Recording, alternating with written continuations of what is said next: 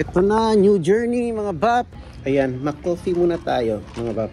Yung ating reward, meron akong free quarter pounder. O, diba? Ba dito lang yung binili ko. Coffee, $2. Kasi wala pang haba ng pila doon sa may Walgreens. Doon sa in-order ko na refill sa aking alta presyon. Ang haba ng pila. So ayaw ko mag-wait doon. Tsaka wala pa ako na-receive na notice na ready na yung gamot. So yun, naisip ko na ito. Malapit lang naman yung McDonald's. Kaya ito muna tayo. Kasi medyo na-stress tayo ng whole week, ano? Sobrang busy mga pap. Kung alam nyo lang, sobrang busy. Halos straight akong pumapasok.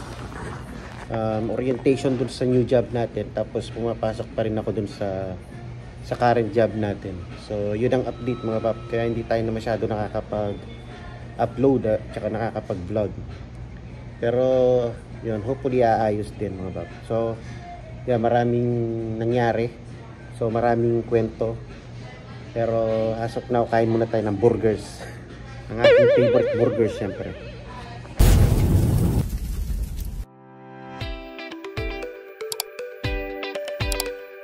Sarap pa. Healthy. Wow. Yo mga bap, lumabas na ako ng McDonald's. May email na tayo.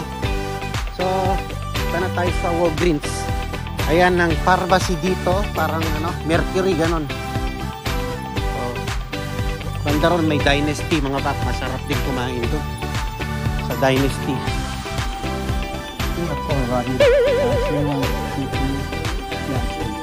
Yeah.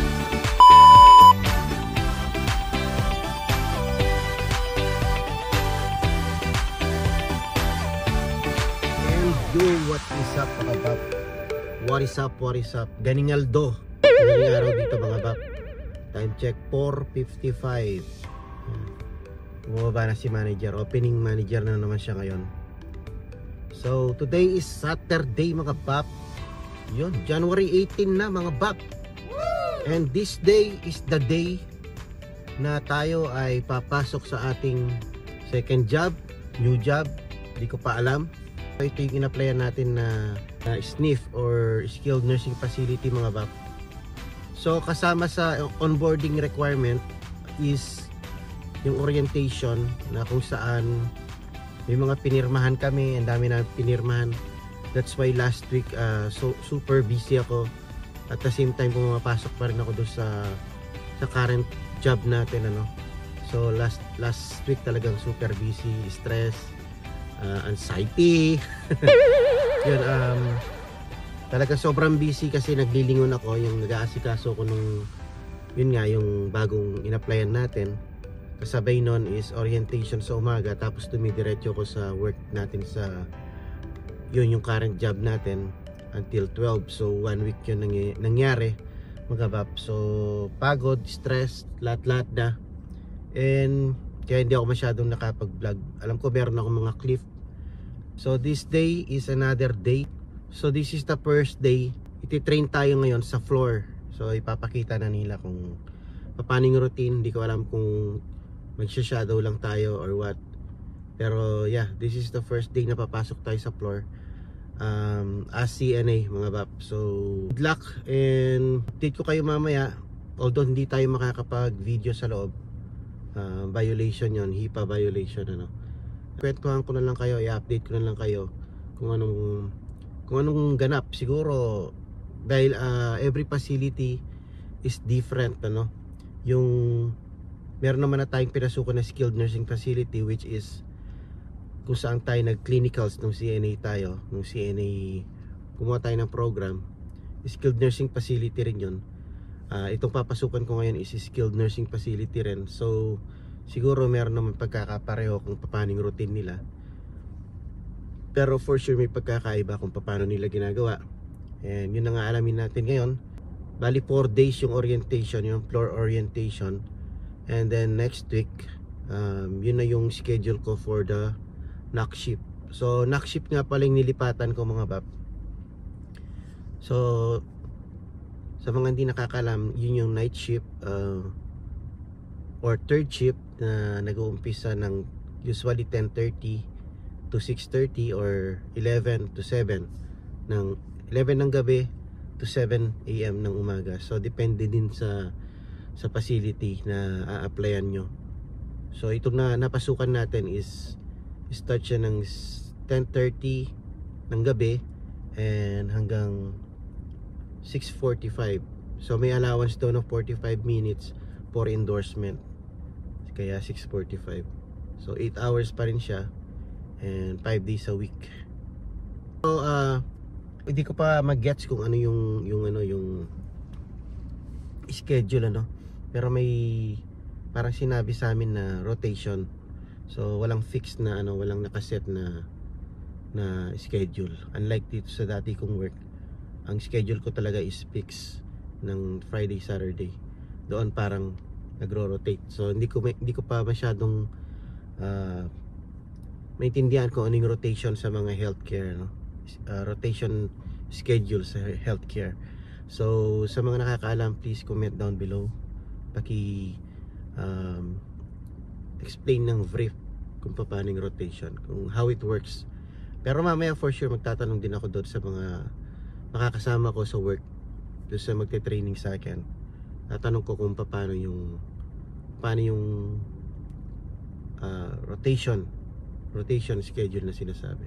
Kasi if it doesn't work for me, importante kasi sa akin talaga schedule, mga pap. So pag hindi nag-workout sa akin, maraming dito, maraming facility, may maraming hospital, pero ito yung unang sumagot. So dito tayo unang na hire, so susubukan natin to. So yun ang update. Hinihintay ko lang na may kasama si manager, dahil as of now siya pa rin mag-isa sa store. Update ko pa yung mamaya. And siguro gagawa tayo ng sit down vlog next time regarding sa process kung paano ako nag-umpisang nag-apply, even the interview, tapos yung mga documents na kailangan kong i-submit, and what else, kung anong ginawa namin ng orientation. Yun, siguro bibigyan natin ng isang sit down vlog na naman yun. Ayan, sobrang foggy. So ayan, I will see you later and stay tuned, mga bab. Yun, Pinoy, let's go. So ayan, may kasama na si manager. Let's go, mga bab.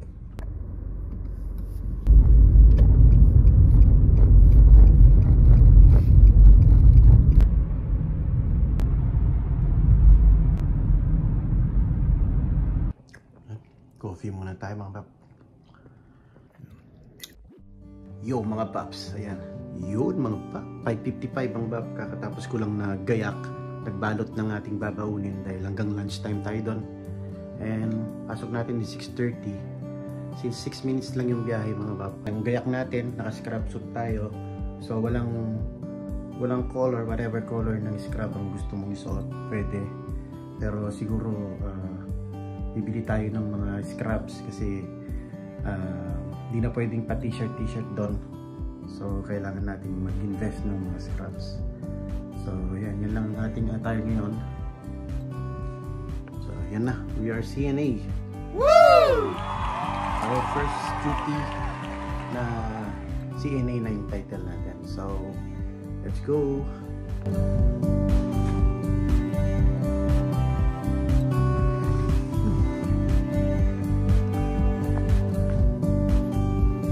Aga. We're not a morning person. We're a night person. Yo, so what is up mga bak? First day ng ating CNA job. And medyo maaga tayo alis para hindi tayo nangangap-kap, ano? Dahil di pa natin alam kung saan tayo didiretso, kung paano yung mga papasukan natin. Baka mali yung mapasukan natin, mga bak. So 6 minutes lang naman ang biyahe, pero maaga pa rin ako umalis. So wala na ba tayong nakalimutan? Ayan, meron na tayong badge or ID. Ayan.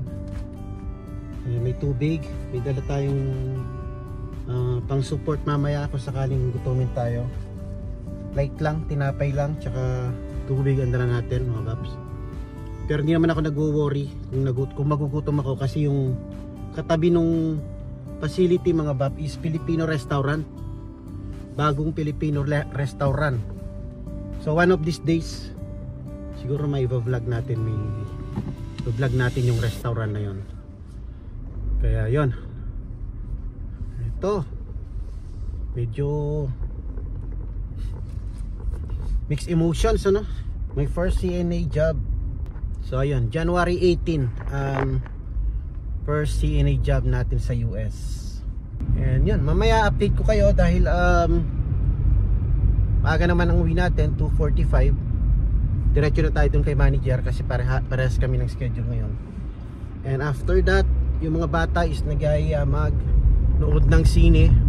So babalik tayo doon sa may Cinemark sa Tracy.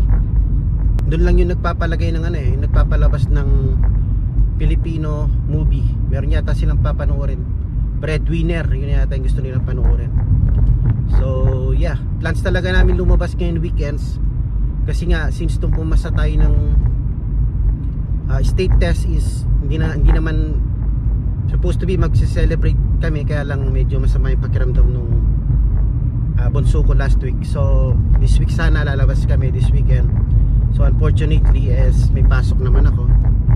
So ayun, kaya mamaya yun, manonood lang kami ng sine siguro, tapos kung may makakainan pa before or after sa sine, yun, kakain sa labas. Sabay-sabay na celebration sa blessings mga pap na pumasa tayo sa state test.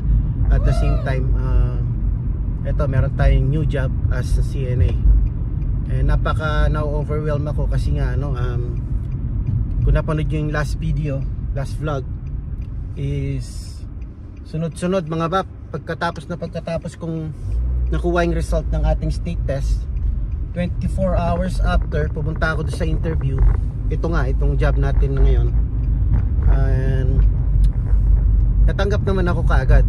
So para akong na-overwhelm. And yun, tas tuloy-tuloy na yung orientation last week, tas ngayon duty na. So I'm not complaining mga paps, pero God is good, tuloy-tuloy yung blessings natin.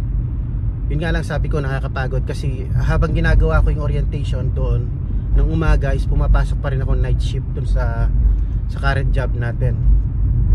So na-feel ko yung pagod last week and sobrang busy mga bab.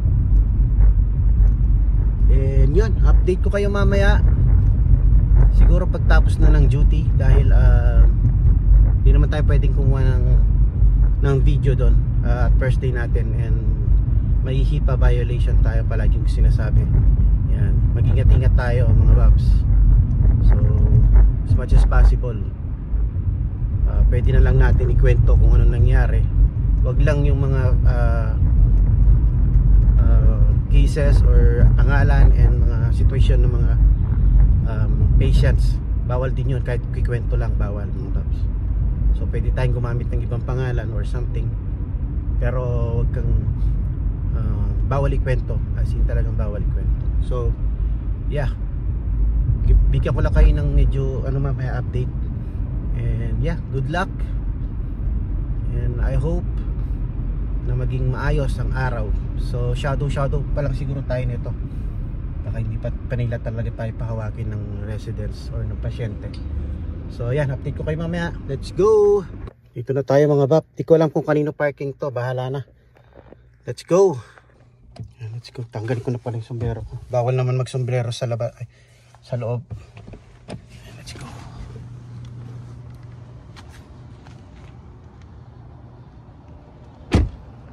Yo mga bab, 10 minutes break natin. Ito yung sinasabi kong restaurant, Filipino Corners. Saan ba tayo nagpark? Dito tayo nagpark sa harap. 10 minutes break natin mga bab. So far so good.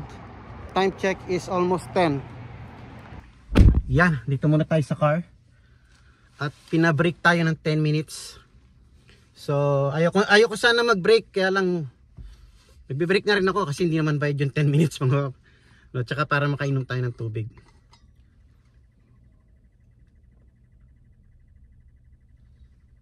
Pagi pa rin mga bap, oh. Kita nyo ba sa camera? Yun, so update mga bap. 6:30 tayo nag-umpisa, no? Almost 10 na. So far so good. Pa-shadow lang ako, tumutulong lang ako pa konti-konti. Nagkukunwari ako na hindi ko pa alam yung mga gagawin. Tsaka ayaw ko kasi manguna mga bap. Pinapabayaan ko muna sila kung ano yung routine nila. Para sa susunod, nasa akin na yun kung paano yung diskarte na gagawin ko, no? Pero ayaw kong manguna na I'll do it, I know how to do it. Ayaw kong manguna na ganon. Not unless tatanungin ako or sasabihan ako na sige gawin mo si ganyan, gawin mo yung ganon. So nagtatanong pa rin ako kasi every facility, every facilities have a different different ways mga bap. Kagaya nung kung saan ako nag-clinical, which is skilled nursing facility rin nung nagsi-CNA program tayo. May pagkakaiba pero konti lang naman ang pagkakaiba ng mga routine. So ngayon, dahil ilang oras pa lang naman tayo, so far so good. Cool lang. Pati yung nagtuturo sa akin, cool lang. So na-explain naman ng maayos. And sa umaga pala 9 patient or 9 residents ang naka-assign, pero usually daw minsan daw nagbabago, nagiging 12 or sometimes dumodoble kapag may absent. So yan, syempre tatanong-tanong tayo kung paano yung trabaho. Pero yeah, so far so good. And pinag-break niya ako, sabi niya mag-break daw akong 10 minutes. So break tayo kasi hindi naman bayad yung 10 minutes mga bata. May dala akong, ayaw ko naman sana mag-break kasi hindi pa ako nagugutom. So nagdala lang tayo ng biskwit tsaka ng tubig. Yan, para lang makapag-break. Yun lang. So far so good. Hanggang 2:30 tayo dito mga baps. And yeah. Pero we'll see kasi iba yung nagsha-shadow, iba yung ikaw na talaga yung gumagawa or nagtatrabaho. Pero sa nakikita ko okay naman. O siguro dahil Sabado ngayon, chill lang. Weekends kasi weekends walang mga boss. Yun, kaya medyo chill. So yan, magme-merienda lang ako and babalik ako doon after 10 minutes. Siguro update ko na lang kayo mamaya ulit pagka 2:30 pagpalabas na. Alright? Ay may lunch pa pala tayo. So lunch is 30 minutes. So yan mga bap, mamaya na lang. Yo mga bap, what is up? 30 minutes break. So pinag-break na naman ako. Kasi kailangan daw yata every before mag 5 hours kailangan mag meal break. Ito na yung pinaka lunch. So 30 minutes break tayo. So pagbalik ko doon, halos nagpalit lang ng mga beds, nag-assist, okay lang.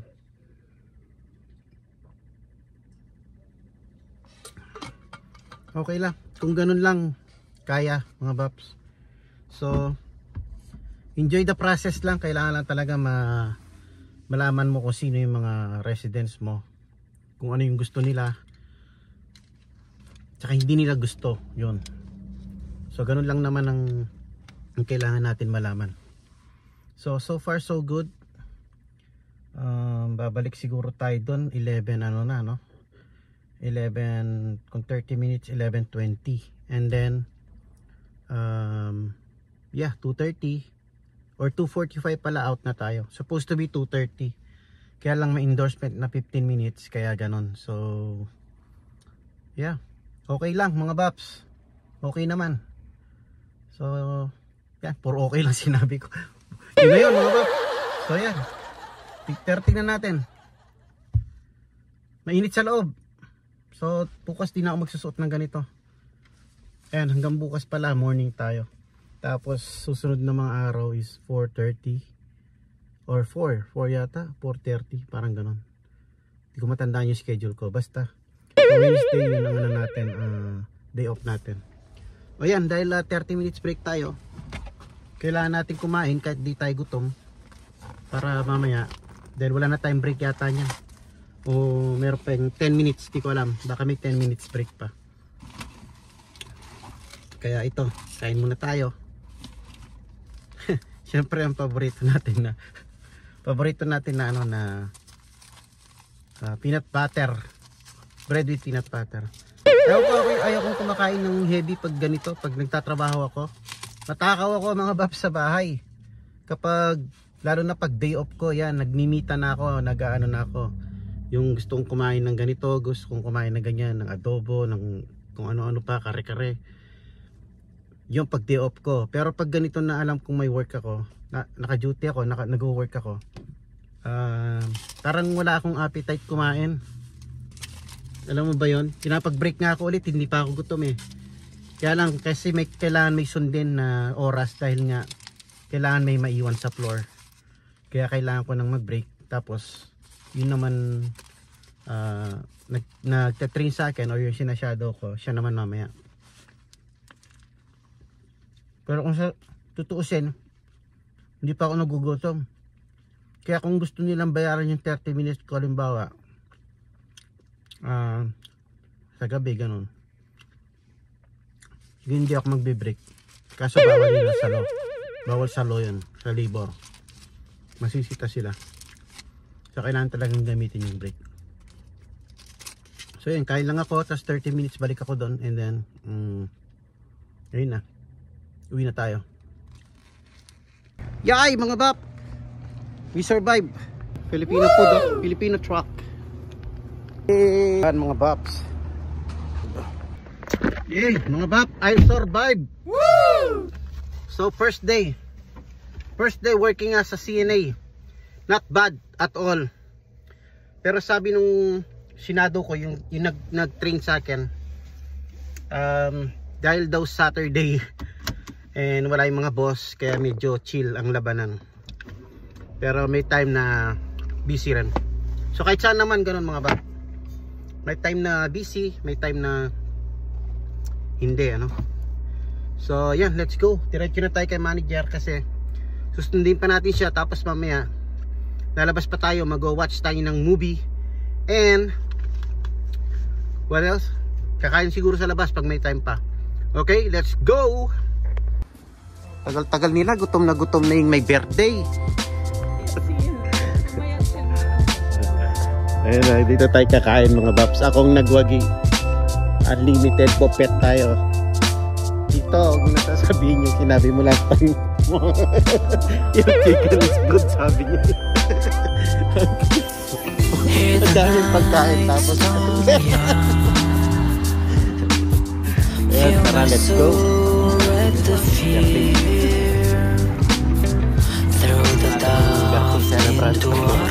Nice, thank you.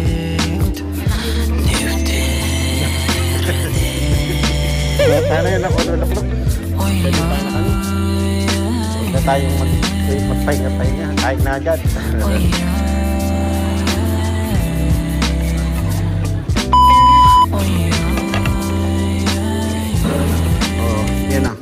Rice is life.